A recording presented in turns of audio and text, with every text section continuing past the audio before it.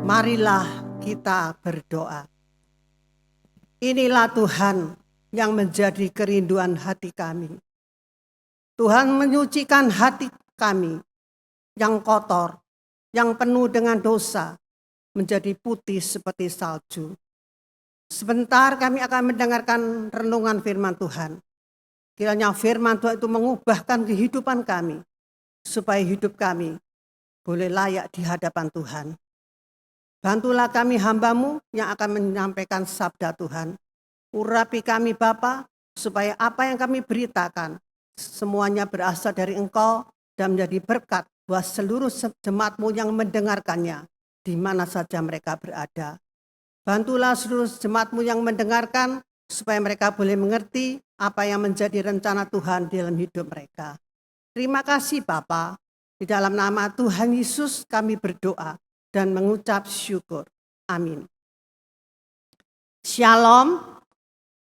Selamat sore Ibu, Bapak, saudara-saudari yang terkasih di dalam Tuhan. Hari ini kita bersyukur kepada Tuhan kalau masih diberi kesempatan untuk datang beribadah, mendengarkan nasihat firman Tuhan. Kita akan melanjutkan pemahaman Alkitab minggu yang lampau. Hari ini kita akan membahas di dalam kitab Yesaya. Pasal 44 ayat 21 sampai dengan 28 kita baca dalam terjemahan baru edisi 2 dengan tema Tuhan penebus Israel. Yesaya pasal 44 ayat 21 sampai dengan 28. Ingatlah semuanya ini, hai Yakub, sebab engkaulah hambaku, hai Israel. Aku telah membentuk engkau, engkaulah hambaku. Hai Israel, engkau tidak akan kulupakan. Aku telah melenyapkan segala pelanggaranmu seperti kabut, segala dosamu seperti awan. Kembalilah kepadaku, sebab aku telah menebus engkau. Bersorak-sorailah, hai langit, sebab Tuhan telah bertindak.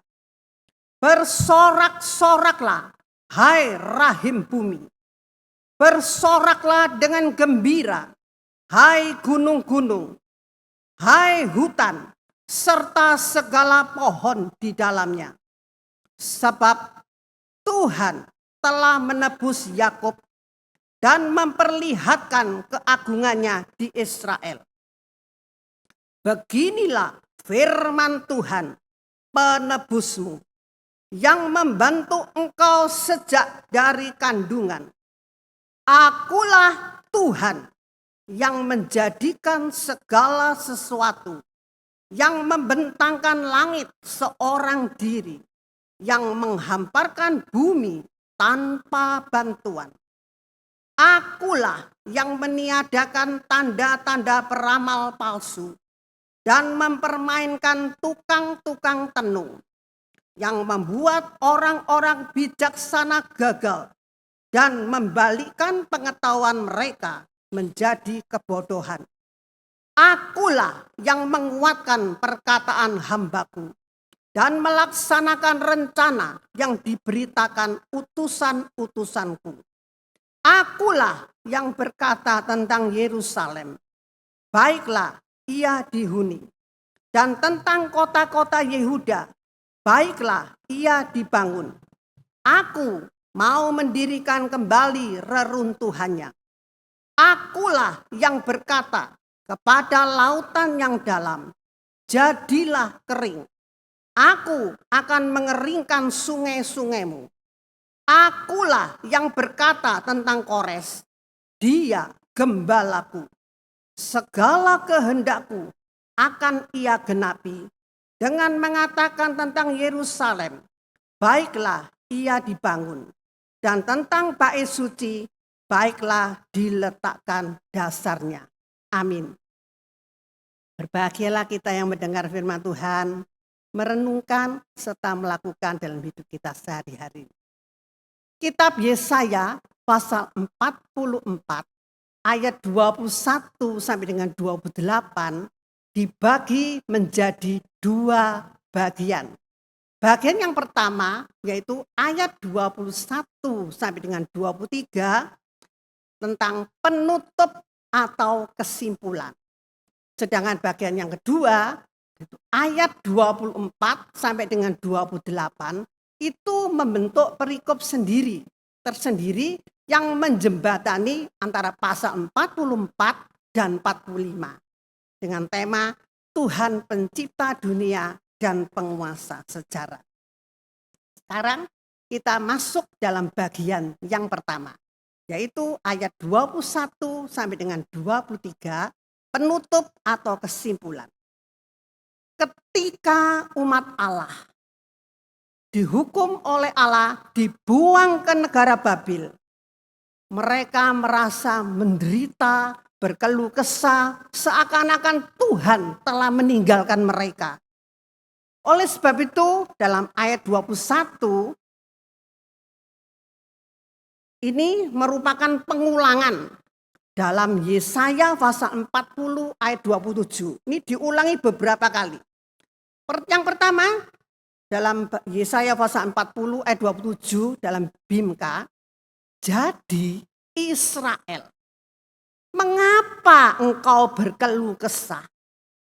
Seolah-olah Tuhan Allahmu itu tak tahu engkau susah. Seolah-olah ia tidak mengindahkan nasibmu dan tidak memperhatikan hakmu. Itulah firman Tuhan yang bagian pertama. Kemudian diulangi lagi. Pasal 41 ayat 8 dalam Bimka.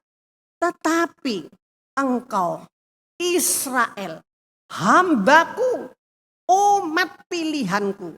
Engkau keturunan Abraham, sahabatku. Jadi ketika umat Allah merasa terbuang dan ditinggalkan oleh Allah, Tuhan itu mengingatkan bahwa Israel itu adalah umat pilihan Tuhan, sahabat dari Allah.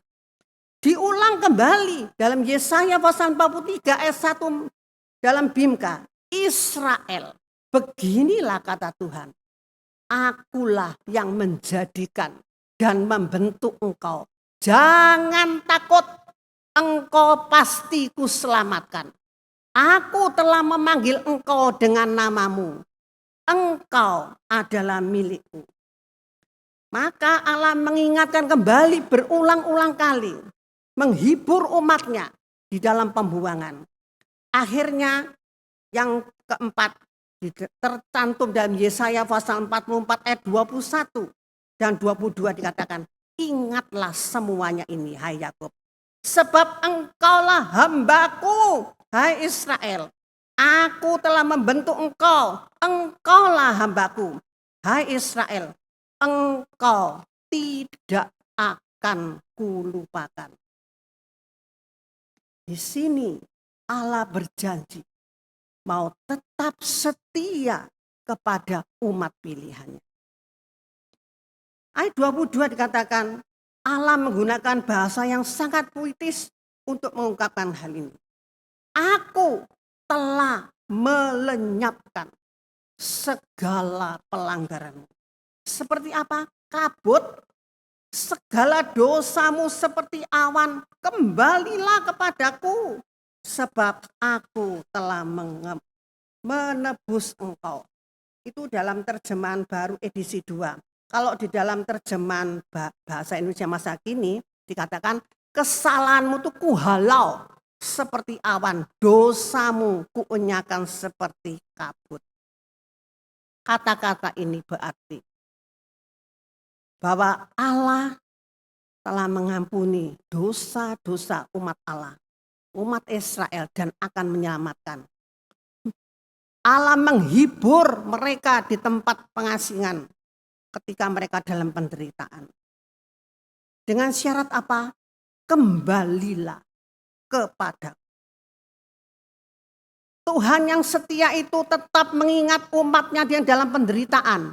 Asal umatnya bertobat. Kembali kepada Allah. Kata kembali kepadaku di sini memiliki dua makna ganda. Yang pertama, Allah memanggil umatnya untuk kembali menyembah Dia dengan sungguh-sungguh. Dan yang kedua, Allah memanggil umatnya pulang ke Yerusalem, tempat Ia bersemayam. Di dalam Yesaya pasal 10 ayat 21 sampai dengan 22 dan Binka. Yang kembali itu berapa jumlahnya? Sisa kecil bangsa Israel akan bertobat kepada Allah yang perkasa.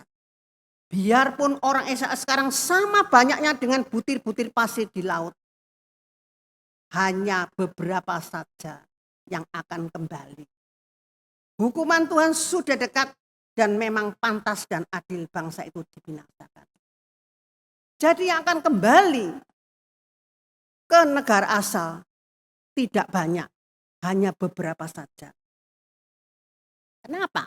Dalam Yesaya pasal 35 ayat 10 dikatakan, orang-orang yang dibebaskan Tuhan tadi akan pulang. Tadi yang pertama itu pulang kembali ke tanah airnya.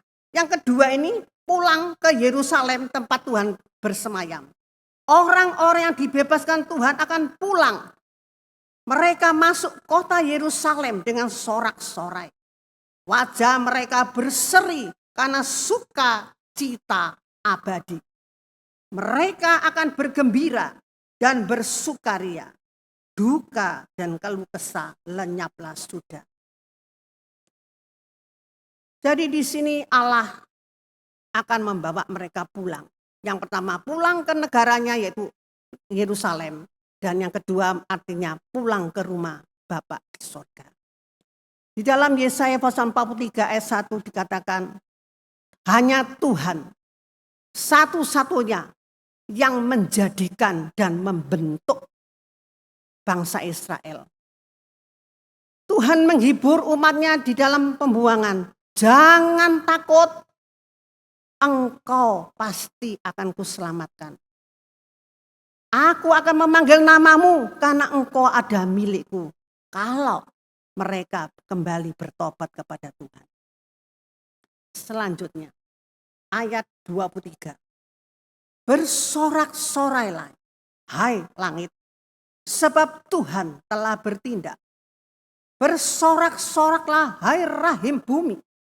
Bersoraklah dengan gembira, hai gunung-gunung, hai hutan serta segala pohon di dalamnya. Sebab Tuhan telah menebus Yakub dan memperlihatkan keagungannya di Israel. Penutup perikop ini merupakan suatu nyanyian. Sang Nabi mengajak seluruh ciptaannya untuk memuji Allah. Sang pencipta satu-satunya. Karena Ia telah menyelamatkan umatnya. Nyanyian ini memiliki pola dasar, yaitu nyanyian pujian yang biasa kita temukan di dalam kitab Mazmur. Contohnya dalam Mazmur pasal 117. Mula-mula sang Nabi menyerukan agar seluruh ciptaannya memuji Tuhan. Seluruh ciptaannya itu terbagi menjadi 3 bagian. Menjadi 3 tingkatan. Yang pertama yaitu langit sebagai tingkatan yang tertinggi. Gunung-gunung dan hutan sebagai tingkat yang tengah. Dan rahim bumi sebagai tingkat terbawah. Jadi seluruh ciptaannya Tuhan minta untuk memuji Tuhan. Sekarang kita masuk di dalam bagian kedua, yaitu ayat 24 sampai dengan 28 yang membentuk perikop tersendiri yang menjembatani antara pasal 44 dan 45 sebagai Tuhan pencipta dunia dan penguasa sejarah. Ayat 24. Beginilah firman Tuhan penebusmu, yang membentuk engkau sejak dari kandungan. Akulah Tuhan yang menjadikan segala sesuatu, yang membentangkan langit seorang diri, yang menghamparkan bumi tanpa bantuan. Kata beginilah firman Tuhan. Dengan perkataan ini sang nabi mengantar kita kepada perkataan Allah yang terdapat di dalam ayat 24c sampai dengan ayat 28. Kata-kata ini biasa digunakan dalam nubuat-nubuat. Mengenai penebus, sebelumnya dalam ayat 24 Allah sudah mengatakan, Akulah yang menolong engkau, hanya Tuhan satu-satunya yang menebus, dalam Yesaya pasal 41 ayat 14. Dan mengenai membentuk sejak dari kandungan itu merupakan pengulangan. Pengulangan dalam Yesaya pasal 44 ayat 2 dalam terjemahan baru edisi 2. Di sana Tuhan mengatakan, firman Tuhan menjadikan engkau yang membentuk engkau sejak dari kandungan. Ini diulangi lagi. Jangan takut, hai hambaku Yakub. Ini merupakan pengulangan kembali.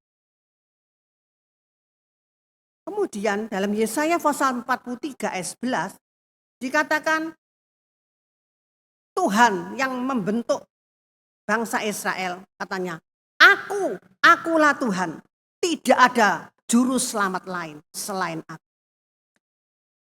Allah menegaskan bahwa hanya Dia satu-satunya Allah yang menciptakan segala dunia. Segala yang ada di dunia ini, tidak ada yang lain. Coba kita perhatikan.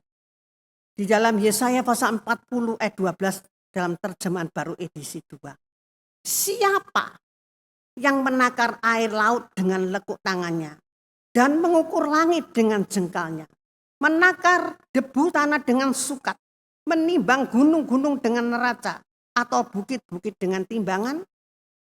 Yesaya 40 ayat 26, arahkanlah matamu ke langit dan lihatlah siapa yang menciptakan semua bintang itu dan membawa segenap tentara mereka keluar sambil memanggil nama mereka keluar. Oleh sebab Ia maha kuasa dan maha kuat, tak satu pun yang tak dapat hadir. Beberapa kali diulangi di dalam kitab Yesaya menegaskan hanya satu-satunya Allah, tidak ada yang lain yang menciptakan segala yang ada di dunia ini. Dia yang membentangkan langit seorang diri. Itu juga tercatat dalam Yesaya 40 ayat 22. Kata seorang diri menunjukkan bahwa tidak ada yang lain yang menciptakan langit. Akulah yang membuatnya sendirian. Kata membentangkan di sini merupakan suatu kiasan. Kita boleh saja memakai kata membentangkan itu sama dengan membentuk, menjadikan, menciptakan, membuat, sama artinya. Itu juga tercatat dalam Yesaya pasal 42 ayat 45. Tuhan yang menciptakan langit, yang membentangkan, yang menghamparkan bumi.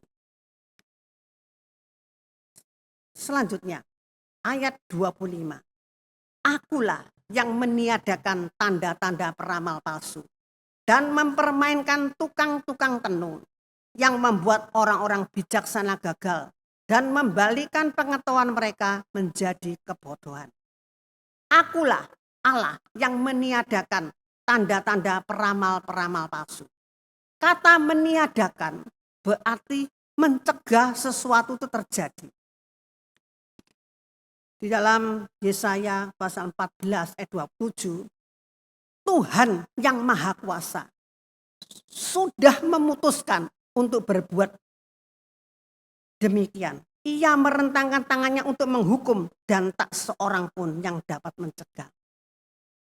Kalau Tuhan sudah memutuskan akan menghukum umatnya yang tidak mau bertobat, tidak ada seorang pun yang akan mencegah. Walaupun para peramal-peramal itu meramalkan hal yang baik, tetapi Tuhan bisa meniadakan peramal-peramal palsu. Kata peramal palsu disebut juga orangnya pembohong. Menunjukkan kepada para peramal Babil yang bisa meramalkan masa depan katanya. Tetapi Allah bisa meniadakan apa yang diramalkan itu tidak akan menjadi kenyataan. Istilah tenung menunjuk kepada kepandaian untuk meramalkan sesuatu secara ajaib atau ilmu hitam untuk mencelakakan orang. Jadi umat Israel itu percaya kepada para petenung-petenung, para peramal-peramal. Dari mana asalnya peramal-peramal itu? Kalau kita baca Yesaya pasal 2 ayat 3 dalam Bimka, ya Allah, Engkau telah meninggalkan umatmu keturunan Yakub, sebab di mana-mana di negeri ini orang memakai ilmu gaib yang berasal dari timur dan dari Filistin. Orang-orang itu meniru adat istiadat asing. Jadi bangsa Israel sudah tercemar dan mengikuti adat istiadat bangsa asing, yaitu mereka senang dengan peramal-peramal, dengan tukang-tukang tenung. Tetapi Tuhan mengatakan, Tuhan akan menyingkirkan. Artinya Tuhan akan mengambil semua orang yang mereka andalkan. Ini tercatat dalam Yesaya pasal 3 ayat 1 sampai dengan 3. Sesungguhnya Tuhan yang Maha Kuasa akan mengambil dari Yerusalem dan Yehuda segala persediaan makanan dan minuman, juga semua orang yang mereka andalkan. Semua orang yang mereka andalkan itu adalah termasuk tukang-tukang tenung, tukang-tukang ramal. Tuhan akan menyingkirkan. Dalam terjemahan baru edisi 2 artinya akan menyingkirkan. Allah yang akan membuat orang-orang bijaksana itu gagal. Orang-orang yang mengandalkan kebijaksanaan itu akan meramalkan masa depan dan akan mendapati bahwa ramalan-ramalan mereka itu tidak akan terwujud. Tuhan akan membalikkan pengetahuan-pengetahuan tukang ramal, tukang tenun menjadi suatu kebodohan. Kata-kata ini menegaskan perbedaan antara kebijaksanaan Allah dan kebijaksanaan dari manusia. Kalau kita ingat waktu Musa ya berhadapan dengan orang-orang pandai di Mesir, ketika berhadapan dengan orang yang pandai, Allah menunjukkan kuasanya. Walaupun orang-orang pandai itu bisa membuat air menjadi darah, tetapi kuasa Tuhan lebih besar dari orang-orang yang pandai di Mesir. Bencana demi bencana, bala pertama sampai dengan 10. Tapi tukang-tukang tenun, orang-orang pandai, orang-orang pintar di Mesir tidak bisa menyamai kekuasaan dari Tuhan. Selanjutnya, ayat 26. Akulah yang menguatkan perkataan hambaku dan melaksanakan rencana yang diberitakan utusan-utusanku. Akulah yang berkata tentang Yerusalem, baiklah ia dihuni, dan tentang kota-kota Yehuda, baiklah ia dibangun. Aku mau mendirikan reruntuhannya. Aku mau menguatkan perkataan hambaku. Dalam Bimka dikatakan, akulah yang meneguhkan perkataan hambaku. Menguatkan itu sama dengan meneguhkan. Akan melaksanakan rencana Tuhan. Dan atau sama dengan melakukan rencana-rencana Tuhan yang dinyatakan dalam utusan-utusan Tuhan. Hamba itu sama dengan utusan yang menunjuk secara khusus dalam ayat ini yang ditujukan kepada Kores. Kata menguatkan artinya menggenapi atau memenuhi.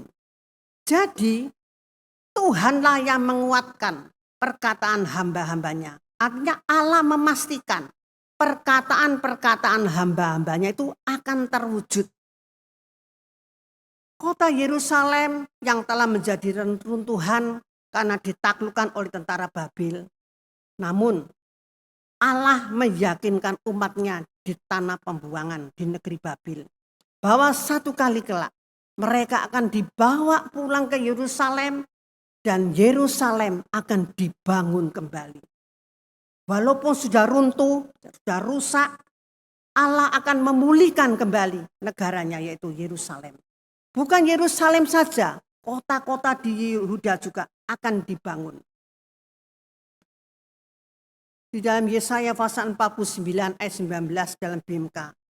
Walaupun negara Israel sudah hancur, tandus, sunyi, sepi, sekarang itu akan menjadi terlalu sempit bagi orang-orang yang ingin mendiaminya.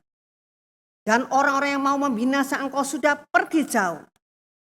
Jadi berarti orang yang balik dari pembuangan itu akan tinggal kembali di Yerusalem. Jumlahnya juga akan banyak. Jadi tanahnya itu katanya terlalu sempit karena orangnya begitu banyak. Ayat 27. Akulah yang berkata kepada lautan yang dalam, jadilah kering. Aku akan mengeringkan sungai-sungaimu. Dalam ayat ini, Allah berbicara tentang kuasanya atas laut, atas sungai-sungai yang mengalir ke laut. Akulah yang berkata kepada laut yang dalam, jadilah kering. Istilah tubir lautan atau lautan menunjukkan tempat yang dalam atau samudra. Ini kalau kita lihat dalam kitab Keluaran pasal 15 ayat 4 ayat 5, waktu tentara Mesir mengejar bangsa Israel ketika mereka melewati laut merah, laut Telaga, mereka itu akhirnya tertenggelam di tengah-tengah lautan yang dalam karena Allahnya menghukum. Tentara Mesir dan semua keretanya dilemparkan ke dalam laut. Itu dalam Keluaran pasal 15 ayat 4. Kalau dalam Keluaran pasal 5 ayat 5, laut yang dalam. Kalau dalam terjemahan baru edisi 2 dikatakan samudra yang dalam. Kata ini menunjuk kepada laut Tibera atau laut merah. Mungkin sekali peristiwa Allah mengeringkan laut merah menjadi latar belakang dalam penulisan ayat ini. Itu akan menghubungkan peristiwa keluaran bangsa Israel dari Mesir dan peristiwa ini merupakan keluaran yang baru. Mereka keluar dari negeri Babel. Selanjutnya yang terakhir ayat 28. Akulah yang berkata tentang Kores. Dia gembalaku. Segala kehendakku akan ia genapi. Dengan mengatakan tentang Yerusalem, baiklah ia dibangun. Dan tentang bait suci, baiklah diletakkan dasarnya. Ayat ini merupakan puncak perikop. Ayat ini jelas menyebutkan Kores, Raja Persia. Untuk pertama kalinya dalam kitab Yesaya. Allah menunjukkan dia sebagai satu alatnya untuk membawa orang-orang Israel pulang dari negeri Babel untuk membangun kembali kota Yerusalem dan rumah Allah. Ini ada beberapa penulisan. Kalau dalam terjemahan lama, dalam Yesaya pasal 45 ayat 1, namanya disebut Koresi. Tapi dalam terjemahan baru edisi 1, Kores pakai H. Dan terjemahan baru edisi 2 dan BIMK itu pakai nama Kores ya. Beda. Tapi orangnya sama. Cuma terjemahannya aja yang berbeda. Siapa Kores? Yesaya pasal 41 ayat 2 dikatakan Kores adalah penguasa dari timur. Dan dia akan diberi Tuhan kemenangan demi kemenangan waktu mengalahkan kerajaan-kerajaan. Bahkan dalam Yesaya pasal 41 ayat 25 dalam BIMK, Allah menggerakkan seorang dari timur. Ya, kupanggil dia untuk menyerang dari utara. Jadi Kores adalah dari negara Persia, penguasa dari timur yang ditunjuk Allah sebagai alatnya untuk melakukan kehendak Tuhan, membebaskan bangsa Israel keluar dari negara Babil. Orang Babil membinasakan Yerusalem dan rumah Allah pada tahun 587 sebelum Masehi. Sekarang Allah berjanji bahwa mereka akan membangun kembali kotanya Yerusalem atas perintah Kores. Orang Israel dalam pembuangan sangat mengharapkan, sangat ingin terwujud apa yang dikatakan dijanjikan Tuhan. Itu bisa tercatat juga dalam Mazmur pasal 137. Ibu Bapak bisa melihat di sana juga ada. Raja Kores berhasil mengalahkan kerajaan-kerajaan besar di zamannya, yaitu masuk kerajaan Media, Lydia, dan Babil, termasuk Babil. Wilayah kekuasaannya paling luas pada zaman itu. Ia memperlakukan bangsa-bangsa yang ditaklukkannya dengan baik. Tuhan mengatakan, Kores itu dia gembalaku. Gelar ini biasanya diberikan Allah kepada siapapun yang bertanggung jawab untuk memimpin umatnya, khususnya seorang raja. Kalau kita lihat di dalam kitab 2 Samuel, pasal 5 ayat 2 dalam terjemahan baru edisi 2, dikatakan demikian. Sejak dulu, ketika Saul memerintah atas kami, engkaulah yang memimpin segala gerakan tentara Israel. Tuhan telah berfirman kepadamu, engkaulah yang harus menggembalakan umatku Israel, dan engkaulah yang akan menjadi pemimpin atas Israel.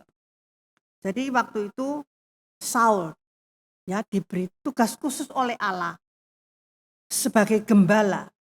Siapa yang digembalakan? Yaitu umat Israel. Kalau kita baca di dalam Yeskiel pasal 34 dan Sakaria pasal 13 ayat 7 dengan menyebutkan Kores gembalaku. Allah menyatakan bahwa Kores akan menjadi pemimpin seperti seorang raja Israel. Dan segala yang dikehendaki Tuhan pasti akan digenapi. Bandingkan dengan Yesaya pasal 48 ayat 14, di sana juga Tuhan mengatakan melalui Kores, dia akan melakukan apa yang dikehendaki Tuhan. Jadi, Koreslah yang akan membawa umat Allah pulang ke negeri Israel dan akan membangun Yerusalem dan bait suci. Ini diulang-ulang kembali untuk menegaskan bahwa Tuhan berjanji dan akan menepati janjinya. Di dalam ayat 26 itu juga dikatakan Tuhan akan membangun Yerusalem dan Yehuda. Beberapa kali dinyatakan. Dalam Yesaya pasal 44 ayat 28 tadi diulang lagi. Akulah yang berkata kepada Kores, engkaulah yang akan memerintah umatku dan melakukan segala kehendakku. Jadi Tuhan itu bisa memakai siapa saja sebagai alatnya untuk melakukan kehendaknya. Kesimpulannya, Allah kita adalah Allah yang maha kuasa, pencipta segala sesuatu yang ada di bumi ini. Allah berkuasa mengampuni segala dosa manusia, asal manusia itu mau bertobat, kembali kepada jalan. Allah akan memulihkan keadaannya bagi siapa saja yang mau percaya kepada firman-Nya dan taat akan firman-Nya dan akan menyelamatkan. Apa yang dijanjikan Allah pasti akan digenapi. Tuhan tidak pernah ingkar janji. Janjinya bisa kita pegang. Janjinya bisa kita andalkan. Karena Dia bukan manusia. Karena Dia Allah yang maha kuasa. Allah berdaulat bisa memakai siapa saja untuk menolong manusia, untuk memberkati umatnya. Saat ini kita tidak perlu takut atau merasa bersalah atau malu karena kita melakukan dosa-dosa pelanggaran. Sebaliknya, kalau kita sudah jatuh di dalam dosa, jangan kita menyembunyikan dosa kita. Datang kepada Tuhan, mengaku kepada Tuhan, bertobat, berbalik kepada jalan yang benar. Tuhan akan mengampuni segala dosa-dosa kita. Karena Dia Allah yang setia adanya. Kita harus ingat, kalau Allah berjanji kepada umatnya, pasti akan digenapi. Seringkali umat manusia itulah yang tidak setia kepada Tuhan. Kalau kita mau berbalik kepada Tuhan, mengakui dosa-dosa kita, Tuhan sanggup mengampuni, menyucikan kehidupan kita. Seperti salju, putih bersih seperti salju. Seperti bangsa Israel, dihalaukan segala dosanya seperti awan, seperti kabut kalau mereka bertobat kembali kepada Tuhan. Hidup dengan penuh keyakinan bahwa janji-janji Tuhan itu ya dan amin. Berapa banyak orang yang sudah mengenal Tuhan masih datang kepada tukang-tukang ramal, ingin tahu kehidupannya masa depan. Kepingin tahu apa yang terjadi dengan hidupnya, pergi ke tukang-tukang guamia dan sebagainya. Ke tukang-tukang tenun untuk mencari pertolongan. Tuhan mengatakan, tukang tenun, tukang ramal, apa yang diramalkan, Tuhan bisa membalikkan orang-orang yang meramalkan. Tapi kalau Tuhan yang meramalkan, masa depan kita, umat Allah adalah masa depan yang penuh dengan kebahagiaan. Kalau kita mau tetap taat kepada Tuhan. Ketika menjalani kehidupan ini, banyak hal yang harus kita hadapi. Mungkin itu sakit penyakit, masalah demi masalah dalam rumah tangga, dalam pekerjaan, dalam pelayanan. Banyak sekali hal-hal yang harus kita hadapi ketika kita masih hidup di muka bumi. Jangan kita mencari pertolongan yang lain. Datanglah kepada Tuhan. Tuhan sanggup menolong kita. Bagi Tuhan tidak ada barang yang mustahil. Apapun masalah kita. Jangan mencari pertolongan kepada tukang-tukang tenung, orang-orang pandai. Tapi datanglah kepada Tuhan.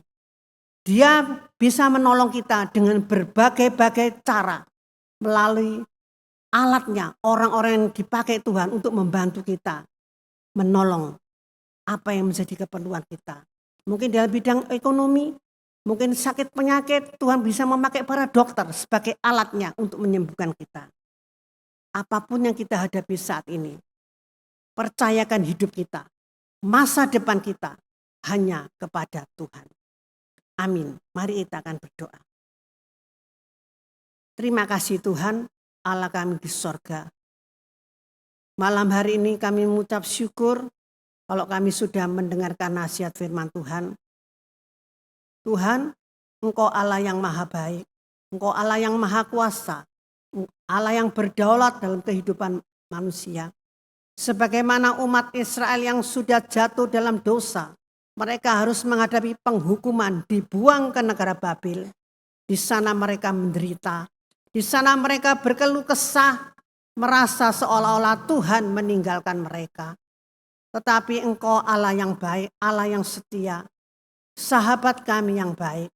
Kalau umat Israel datang kembali pada Tuhan, bertobat kembali kepada Tuhan, Tuhan berjanji akan memulihkan. Begitu juga dengan hidup kami, Bapa. Mungkin hari-hari ini kami sudah jatuh bangun dalam dosa. Kami sudah berseru-seru berdoa kepada Tuhan, tetapi rasa langit sebagai tembaga tidak ada jawaban. Firman Tuhan mengingatkan kembali kepada kami, kalau kami sudah jauh dari Tuhan, hidup kami jatuh dalam dosa, kami melakukan pelanggaran-pelanggaran, ajarlah kami Tuhan, taat akan firman Tuhan, kembali kepada jalan yang benar, bertobat, maka Tuhan akan memulihkan kehidupan kami. Mungkin hari-hari Tuhan kami menghadapi masalah demi masalah, sakit penyakit, rasa-rasa tidak ada jalan keluar. Karena kami mengandalkan kepandaian kami, kekuatan kami, kekayaan kami. Kami seringkali mencari pertolongan-pertolongan manusia yang seringkali mengecewakan kami. Tetapi firman Tuhan mengingatkan kembali kepada kami. Masa depan kami ada di dalam tangan Tuhan. Apapun yang kami hadapi, kami tetap bersandar dan berharap kepada Tuhan. Bagi Tuhan tidak ada barang yang mustahil. Engkau sanggup menolong kami, mencari dan memberikan jalan keluar. Tuhan sanggup memberkati apa yang menjadi kebutuhan kamu melalui orang-orang yang kau tunjuk menjadi alat Tuhan untuk menolong kami. Terima kasih Bapa. Berkatilah seluruh jemaat-Mu di mana saja yang berada, yang mendengarkan, supaya mereka Tuhan boleh melakukan firman Tuhan di dalam kehidupan mereka masing-masing. Di dalam nama Tuhan Yesus kami berdoa dan mengucap syukur. Amin.